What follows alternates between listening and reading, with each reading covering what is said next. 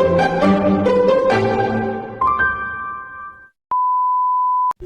day in my life as a GFA student, and kakagising ko lang. It's currently 4 in the morning and magluluto muna ako para makakain.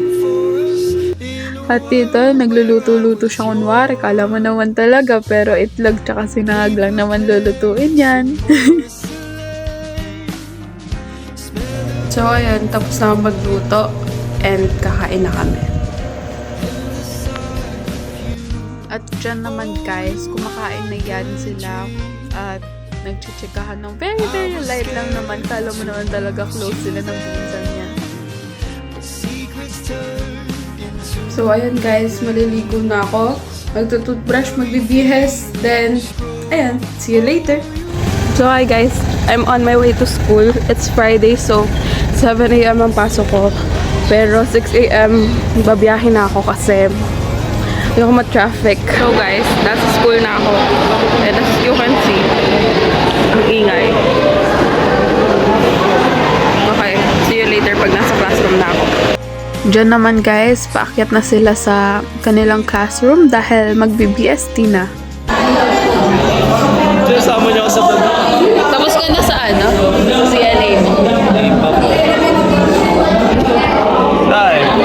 Guys, kakatapos lang ng BST namin dito. Huwag kayong maingay guys. Sobrang sumakit yung ulo ko sa BST namin. Pero guys, bawing-bawi naman ang aming activity sa elective namin, which is CCE, kasi talaga namang nag-enjoy kami.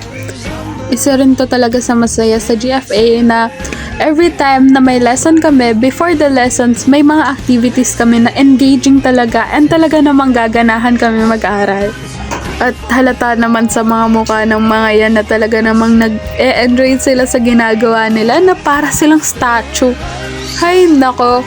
Nga pala guys, kung nagtataka kayo kung anong pinoportrait namin dyan, ay ang ginagawa po namin ay gusto namin ipakita yung cooperation, pero parang wala namang cooperation dyan. At ayan, talaga namang kinlose up pa sa mga mukha namin. Ang pangit ko dyan guys. Hindi ako natutuwa sa itsura ko dyan. Pero, pwede na. Cute pa rin. So guys, uwian na namin. And, basta yun. Update ko na kayo mamaya. At ayan na nga guys, uwian na namin ng mga oras na yan. Nagbababay na kami sa isa't isa. Mga vlogger yung mga tao dyan. Kaya talaga namang video sila ng video. Pero dito sa clip na to, gusto ko lang to idagdag kasi feeling ko ang ganda ko dito and hindi ako papayag na hindi ko to malagay. Hi, I'm so pretty. Eme. So guys, naglalakad ako papuntang Sakayan.